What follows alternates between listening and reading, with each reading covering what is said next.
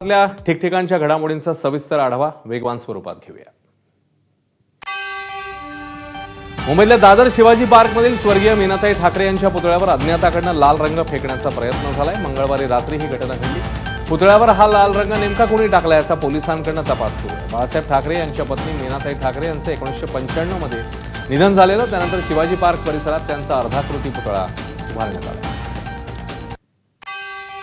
मीनाताई ठाकरेंच्या पुतळ्यावर लाल रंग फेकल्याप्रकरणी शिवाजी पार्क पोलीस ठाण्यात अज्ञाताविरोधात गुन्हा दाखल झालाय। कलम 298 अंतर्गत अज्ञाताविरोधात गुन्हा दाखल करण्यात आलाय। प्रार्थना स्थळाला इजा पोहोचवणं किंवा अपवित्र करणं यासाठी 298 हे कलम लावलं जातं। दरम्यान आरोपीच्या शोधासाठी पोलिसांची 8 पथकं स्थापन करण्यात आली आहेत। परिसरातल्या सीसीटीव्हीच्या आधारे आरोपींचा शोध सुरू आहे। तर मीनाताई ठाकरे यांचा पुतळा सीसीटीव्हीच्या देखरेखीखाली नसल्याचं कळतंय। दरम्यान पुतळ्याच्या चौबाजूला सीसीटीव्ही कॅमेरे आहेत, मात्र त्यात पुतळा सुस्पष्ट दिसत नाही। त्यामुळे आजूबाजूचे कॅमेरे तपासले जात आहेत। पुतळा सीसीटीव्हीत कैद होईल असा एकही सीसीटीव्ही उपलब्ध नसल्यानं पोलिसांसमोर अडचण आहे। पोलीस सध्या आजूबाजूच्या परिसरातील तसंच रहिवासी इमारतींच्या सीसीटीव्हीचा आधार घेत आहेत अशी माहिती आहे। मुंबई पोलिसांची 8 पथकं संशयित आरोपीचा शोध घेत आहेत। शिवाजी पार्क येथील स्वर्गीय मीनाताई ठाकरे यांच्या पुतळ्याची सकाळी विटंबना झाली। या विटंबनेनंतर पोलिसांनी त्याची गंभीर दखल घेत आरोपीचा शोध घेण्यासाठी सीसीटीव्ही तपासण्यास सुरुवात केली। मात्र ज्या ठिकाणी हा शिवाजी पार्क परिसरातील हा पुतळा आहे आणि त्याच परिसरात चहूबाजूने जर आपण पाहिलं तर सीसीटीव्ही या ठिकाणी लावण्यात आलेले आहेत। मात्र हा जो परिसर आहे हा सीसीटीव्हीच्या देखरेखीखाली येत नाहीये। त्यामुळे पोलिसांच्या अडचणी या कुठेतरी आपला वाढलेल्या पाहायला मिळतात। त्यामुळे आरोपीचा शोध घेताना पोलिसांना अनेक अडचणी या आता बहुतांना पाहायला मिळतात। आपण पाहिलं तर या ठिकाणी मोठ्या प्रमाणात पोलीस बंदोबस्त वाढवलेला आहे। या घटनेनंतर कारण ही घटना संवेदनशील आहे आणि या घटनेचे पडसाद ही उमटू शकतात। त्यामुळे शिवसैनिक देखील या ठिकाणी येऊन जाऊन आहेत। त्यामुळे मोठा बंदोबस्त पोलिसांचा या ठिकाणी लावण्यात आलेला आहे। आता यामागे नेमकं हात कुणाचा आहे याचा शोध पोलिसांना घेताना पाहायला मिळतात। मात्र त्याचा शोध लागतो का हा देखील तितकाच महत्त्वाचा प्रश्न या ठिकाणी उपस्थित होताना पाहायला मिळतो। जर्नलिस्ट हेमंत कदमसह मी सूरज सावंत, एबीपी माझा, मुंबई। दरम्यान उद्धव ठाकरेंनी मीनाताई ठाकरे यांच्या पुतळ्याच्या ठिकाणी येत पाहणी केली आहे। ज्याला आपल्या आई वडिलांचं नाव घ्यायची लाज वाटते अशा समाजकंटकाने हे कृत्य केलंय असं उद्धव ठाकरे म्हणतात। तर बिहारमध्ये ज्याप्रमाणे मोदींच्या आईसोबतचा व्हिडिओ व्हायरल करून बिहार बंद करण्याचा असफल प्रयत्न झाला, तसाच महाराष्ट्र पेटवण्याचा डाव आहे असा आरोपही उद्धव ठाकरेंनी केला। एकतर यामागे अशी व्यक्ती असू शकते की ज्याला स्वतःच्या आईवडिलांचं नाव घ्यायला शरम वाटते, लाज वाटते, अशा कोणतरी लावारिस माणसाने केलं असेल। आणि नाही तर बिहारमध्ये ज्याप्रमाणे मोदीजींच्या मातोश्रींचा अपमान झाला म्हणून बिहार बंद करण्याचा जो एक असफल प्रयत्न केला गेला, असाच कोणाचा तरी महाराष्ट्र पेटवण्याचा सुद्धा हा उद्योग असू शकेल। तर राज ठाकरे यांनी मीनाताई ठाकरे पुतळा परिसरात जी घटना घडली त्या संदर्भातली संपूर्ण माहिती घेतली। या परिसरात नेमकं काय काय घडलं आणि आतापर्यंत पोलिसांकडून काय कारवाई झाली आहे याची संपूर्ण माहिती राज ठाकरेंनी घेतली आहे। राज ठाकरेंनी पोलिसांना सर्व सीसीटीव्ही तपासत आरोपीला तात्काळ अटक करावी अशी मागणी केली।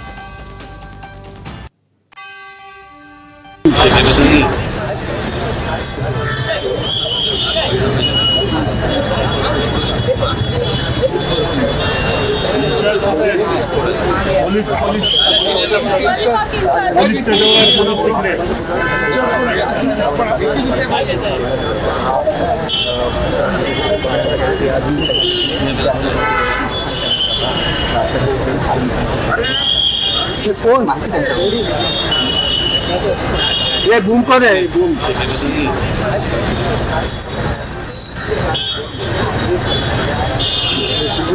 कॅमेरा किशोर। खासदार अनिल देसाईंकडून मीनाताईंच्या पुतळ्याची पाहणी करण्यात आली। शिवाजी पार्क सारख्या ठिकाणी मुंबईत असा प्रकार घडतोय हे सरकारचं अपयश आहे। सरकार काय करतंय असा सवाल अनिल देसाईंनी उपस्थित केला। या सगळ्याला निषेध करण्यापलीकडच्या गोष्टी असून हे सरकारचं फेल्युअर आहे अशी टीकाही अनिल देसाईंनी केली। या समाजकंटकी किंवा या अशा भेकडांच्या अवलादीला कुठली संस्कृती, कुठले संस्कार झालेले नक्कीच नसतील। पोलीस म्हणा, ही सरकारी यंत्रणा म्हणा, काय करते? आज तुमचं जे कर्तव्य आहे त्या कर्तव्यावर इथे काय चाललंय काय याचा निषेध वगैरे करण्याच्या पलीकडच्या या गोष्टी आहेत। दरम्यान मीनाताईंच्या पुतळ्यावर लाल रंग टाकण्याचा प्रकार निषेधार्ह असल्याची प्रतिक्रिया माजी मंत्री सुधीर मुनगंटीवार यांनी दिलेली आहे. असं कृत्य करणाऱ्या समाजकंटकांना कडक शिक्षा व्हायला हवी, जेणेकरून महाराष्ट्रात पुन्हा अशा घटना होणार नाहीत असंही त्यांनी म्हटलं. तर मनोहर जोशी मुख्यमंत्री असताना अशा प्रकारच्या घटनांबाबत एक GR काढण्यात आलेला, त्या GRचं पुन्हा एकदा अवलोकन करून अशा जागांच्या सुरक्षेची उत्तम व्यवस्था करणं, याबाबत सरकार भविष्यामध्ये धोरण आखेल अशी अपेक्षाही मुनगंटीवारांनी व्यक्त केली. अशा पद्धतीने कोणत्याही पुतळ्याच्या संदर्भामध्ये अशी घटना होणं हे समाज विघातकांना कडक शिक्षा केली पाहिजे. या संदर्भातले जे समाजकंटक आहे याचा शोध घेऊन पुन्हा अशा महाराष्ट्रात घटना होऊ नये याची काळजी घेतली पाहिजे. सुरक्षेची उत्तम व्यवस्था करणे या दृष्टीने सरकार निश्चितपणे भविष्यात धोरण आखेल. तर जाणीवपूर्वक कोणी काही केलं असेल तर पोलीस त्याचा नक्कीच छडा लावतील अशी प्रतिक्रिया मनसे नेते बाळा नांदगावकरांनी दिली आहे. तर हा मूर्खपणाचा कळस असून लपून राहणारा प्रकार नाही असंही नांदगावकर म्हणतात. सीसीटीव्हीच्या आधारे नक्कीच आरोपीचा शोध लागेल असाही विश्वास त्यांनी व्यक्त केला. अशा वेळेला हे जर जाणून बुजून कोणी कृत्य केलं असेल तर मला वाटतं मुंबईच्या पोलिसांवरती आमचा पूर्ण विश्वास आहे. त्यांना त्याचा छडा लावायला वेळ लागणार नाही. तात्काळ तो छडा लागला जाईल आणि त्याच्यावरती अशी काही कलमं लावली गेली पाहिजे. कारण हा मासाहेबांच्या पुरता विषय मर्यादित नाही. काही ठिकाणी छत्रपतीचा पुतळा असतो, काही ठिकाणी आमची जी आदर्शस्थान आहेत त्या आदर्शस्थानांच्या बाबतीमध्ये पण काही वेळेला अशा घटना घडल्या जातात. तर मासाहेबांवर ज्या पद्धतीने शाई फेकली किंवा लाल रंग फेकण्याचा प्रयत्न झाला निषेधार्ह आहे. पोलिसांनी तातडीने आरोपीचा शोध घ्यायला हवा आणि कारवाई करायला पाहिजे अशी मागणी ठाकरेंच्या शिवसेनेचे नेते अंबादास दानवेंनी केली आहे.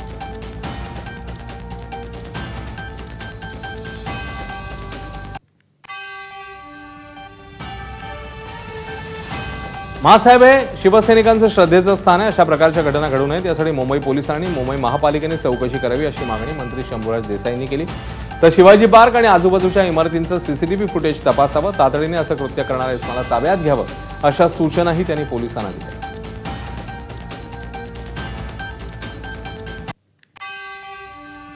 आम्ही जरूर पोलिसांना ह्या सूचना देऊ की ते सगळं सीसीटीव्ही फुटेज तपासा. आजूबाजूच्या काही प्रायव्हेट एस्टॅब्लिशमेंटचे सुद्धा जर काही सीसीटीव्ही फुटेज असतील, तिथं प्रायव्हेट इमारती आहेत, अपार्टमेंट्स आहेत, त्यांचे सुद्धा प्रायव्हेट सीसीटीव्ही लावलेले असतात, ते सुद्धा सगळे तपासा. आणि जे कृत्य करणारी जर व्यक्ती आयडेंटिफाय झाली तर निश्चित त्याच्यावरती कारवाई करा.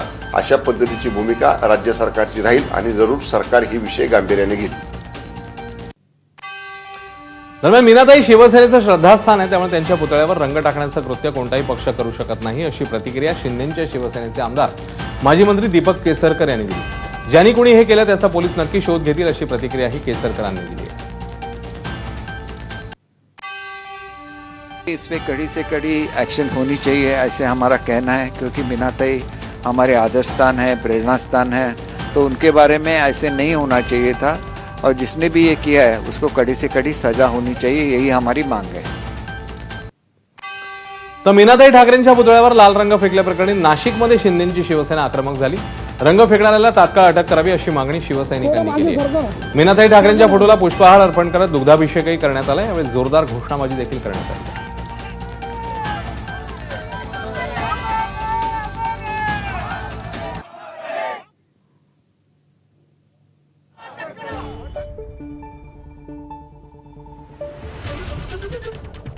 दरम्यान मीनाताई ठाकरेंच्या पुतळ्यावर लाल रंग फेकण्याचा प्रयत्न झाल्याने या अनुषंगाने आता बुलडाण्यामध्ये ठाकरेंच्या शिवसेनेचे कार्यकर्ते आक्रमक झालेले आहेत आणि त्यांनी नेमकं काय म्हटलंय यावेळी ते आता आपण बघणार आहोत.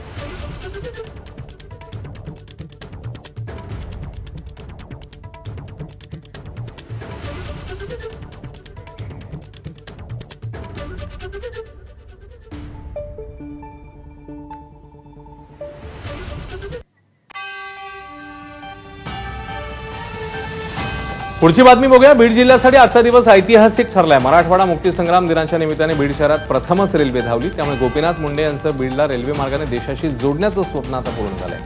या स्वप्नपूर्तीमुळे केवळ बीडकरांमध्येच नव्हे तर संपूर्ण मराठवाड्यात उत्साहाचं वातावरण आहे.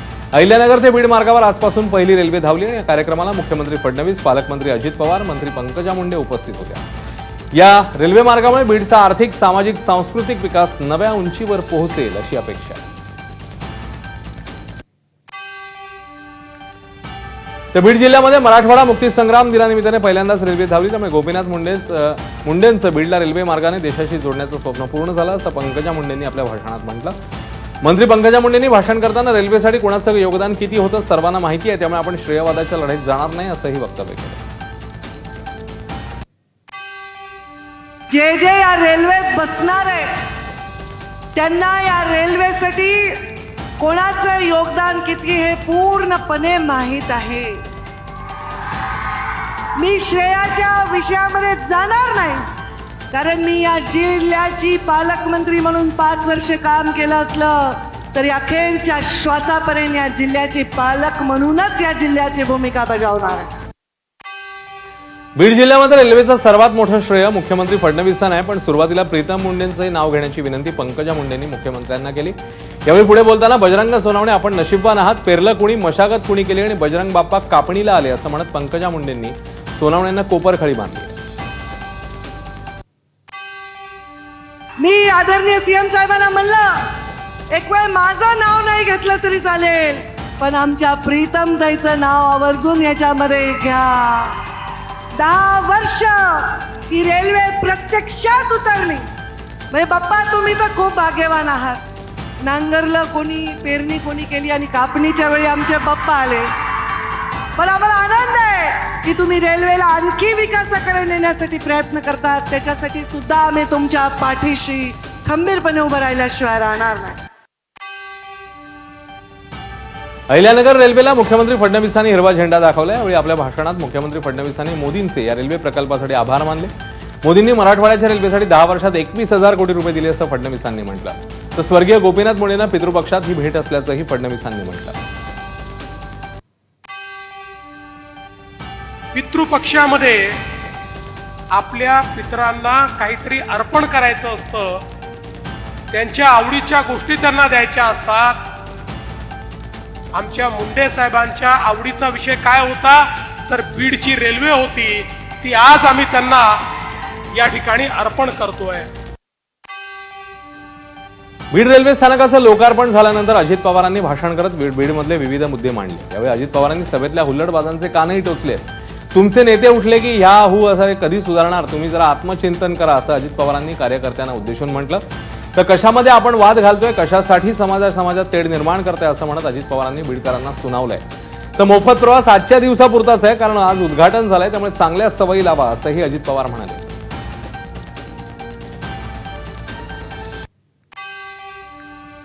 मुख्यमंत्र्यांनी हरी झेंडी दाखवल्यावर आजच्या दिवशी फक्त मोफत प्रवास करायचा आहे, परत तिकीट काढून प्रवास करायचा आहे. नाहीतर म्हणाल त्या दिवशी आम्हाला फुकट दिलं ना, आता काय पैसे घेताय. आजच्या दिवसापुरतंच आहे, कारण आज उद्घाटन आहे. त्याच्यामुळं सवयी चांगल्या लावा. खासदार रजनी पाटील यांनी बीड ते अहिल्यानगर रेल्वेसाठी मोठे कष्ट घेतले. रेल्वे प्रत्यक्ष धावण्यासाठी 30 वर्ष लागली. गोपीनाथ मुंडे आणि रामविलास पासवान यांनी 1997ला भूमिपूजन केलं होतं, त्यावेळी मी होते आणि आज उद्घाटनालाही आहे असं यावेळी भाषण करताना रजनी पाटील यांनी म्हटलं. की मी एकमेव खासदार अशी आहे की भूमिपूजनाला सुद्धा होते आणि आज उद्घाटनाला सुद्धा आलेली आहे खासदार असताना. त्यामुळे मला मनापासून आनंद होतोय. आणि रेल्वेच्या बद्दल पहिल्यांदा ज्या लोकसभेत गेले कारण इतक्या वेळा बोलले की लोक मी उभी राहिले की म्हणायची बाई रेल्वेसाठी शिवाय काही बोलणार नाही, आणि रेल्वेचं स्वप्न आपलं साकार झालं. आता फक्त एकच विनंती आहे आपल्याला आणि विशेष करून मीना साहेबांना की ही जी रेल्वे आहे ती हळू न जाता जलस्पीडनी आमची मुंबईला पोहोचवा. मुख्यमंत्री फडणवीस उपमुख्यमंत्री अजित पवार आज बीड दौऱ्यावर आहे. यावेळी मुख्यमंत्री उपमुख्यमंत्री जाणाऱ्या मार्गावरील धोकादायक विद्युत रोहित्र कापडाने झाकून ठेवण्याची वेळ प्रशासनावर आली. बीड शहरात अनेक ठिकाणी उघड्यावर रोहित्र आहेत जे अत्यंत धोकादायक स्थितीमध्ये आहेत. अनेकदा या ठिकाणी अपघात देखील झाल्याची बाब समोर आलेली. मात्र आज मुख्यमंत्री उपमुख्यमंत्री जाणाऱ्या मार्गावर रस्त्याच्या मधोमध असलेल्या उघड्या विद्युत रोहित्राला झाकून ठेवण्यात आलं.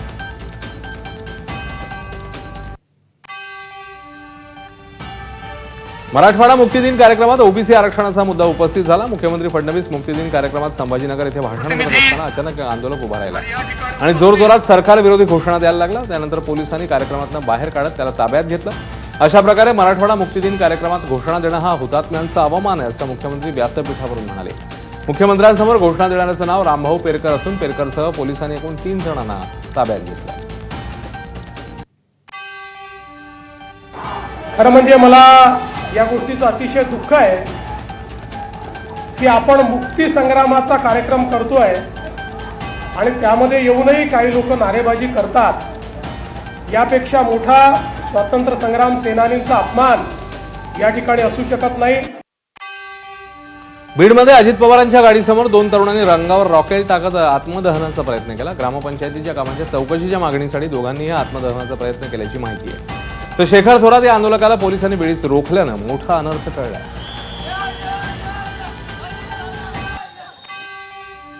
अजित पवारांच्या दौऱ्यात शरद पवारांच्या राष्ट्रवादीच्या महिला कार्यकर्त्यांनी आंदोलन केलं। गळ्यात बाजरीच्या कणसाची माळ घालून आंदोलन करण्यात आलं। यावेळी नुकसान झालेल्या पिकांचीही पाहणी करत नुकसान भरपाईची मागणीही करण्यात आली। यावेळी लाडकी बहीण योजना जाहीर करून सत्तेचा मलिदा खाल्ल्याचीही टीका आंदोलकांकडून झाली। बंजारा समाजाला हैदराबाद गॅझेटियर लागू करावा या मागणीसाठी छत्रपती संभाजीनगरमध्ये रवींद्र पवार यांनी सिद्धार्थ उद्यानासमोर आत्मदहनाचा प्रयत्न केला। त्यांना पोलिसांनी ताब्यात घेतलं। तर अजित पवारांच्या हस्ते मराठा आंदोलनादरम्यान आत्महत्या केलेल्या व्यक्तीच्या कुटुंबाला आर्थिक मदत देण्यात आली। जीव धोक्यात घालून पुराच्या पाण्यात बचाव कार्य करणाऱ्या कर्मचाऱ्यांचाही अजित पवारांच्या हस्ते सन्मान करण्यात आला। नांदेडमध्ये मराठवाडा मुक्ती संग्राम दिन उत्साहात साजरा झाला। पालकमंत्री अतुल सावेंच्या हस्ते ध्वजारोहण झालं आणि हुतात्मा स्मारकास मानवंदना देण्यात आली। या कार्यक्रमादरम्यान ओबीसी आंदोलक हे आयटीआय परिसरात काळे झेंडे दाखवणार होते, मात्र पोलिसांनी आंदोलकांना ताब्यात घेतलं।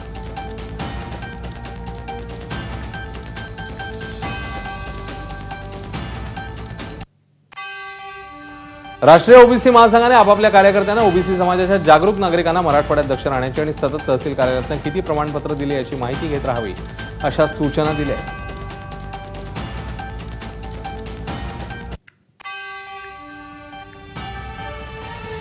दर आठवड्याला त्यांनी माहिती मागायला पाहिजे की या आठवड्यात कुणबी मराठा कुणबी किंवा कुणबी मराठा जातीची कुणाकुणाला प्रमाणपत्र निर्गमित केले ती यादी घ्यावी आणि त्याच्यामध्ये जर त्यांना कुठे डाऊट वाटला तर ते वरच्या अधिकाऱ्याकडे किंवा त्या सक्षम प्राधिकरणाकडे तक्रार करू शकतात। राज ठाकरेंनी भारत पाकिस्तान क्रिकेट सामन्यावरून अमित शहा आणि जय शहा यांच्यावर व्यंगचित्रातनं टीका केली आहे। पहलगामच्या हल्ल्यात मृत्युमुखी पडलेल्या भारतीयांचा आणि क्रिकेट सामन्याचा संदर्भ देत नेमकं कोण जिंकलं असा सवाल राज ठाकरेंनी केला।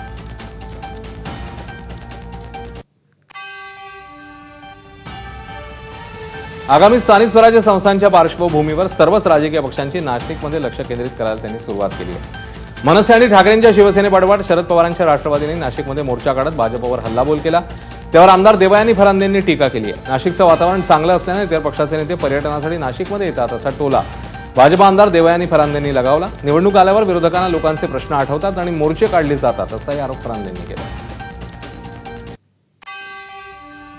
जनतेचा विश्वास जो आहे मनसे असेल शिवसेना असेल किंवा शरद पवार साहेबांची राष्ट्रवादी असेल यांच्यावरचा पूर्ण विश्वास तुटलेला आहे आणि म्हणून कुठंतरी काहीतरी वेगळे विषय उकरून काढून त्याच्यावरती मोर्चे काढण्याचं काम आज विरोधकाच्या माध्यमातून चाललंय। 5 ते 6 हजार कोटीच्या वर निधी आज आपल्या नाशिक शहराला त्र्यंबकेश्वरला ह्या सिंहस्थाच्या निमित्ताने मिळणार आहे। विरोधकांना देखील हे माहिती आहे की फडणवीस जे काम हातामध्ये घेतात ते अतिशय चांगल्या पद्धतीने ते काम पूर्ण करतात। ह्यांना आज त्यांचा पक्ष सांभाळणं कठीण झालेलं आहे, तर ते जनतेला काय सांभाळतात। पालिका निवडणुकीच्या पार्श्वभूमीवर उपमुख्यमंत्री एकनाथ शिंदेंची शिवसेना ऍक्शन मोडवर आहे। बैठकीत एकनाथ शिंदेंनी नगरसेवकांना काही सूचना केल्या आहेत। कसलीही अडचण असेल तर थेट माझ्याशी संवाद साधा आणि आजपासूनच निवडणुकीच्या कामाला लागा असे आदेश एकनाथ शिंदेंनी नगरसेवकांना दिले। मुंबई महापालिकेवर महायुतीचा भगवा फडकवायचा असा विश्वासही एकनाथ शिंदेंनी नगरसेवकांच्या बैठकीत व्यक्त केला आहे।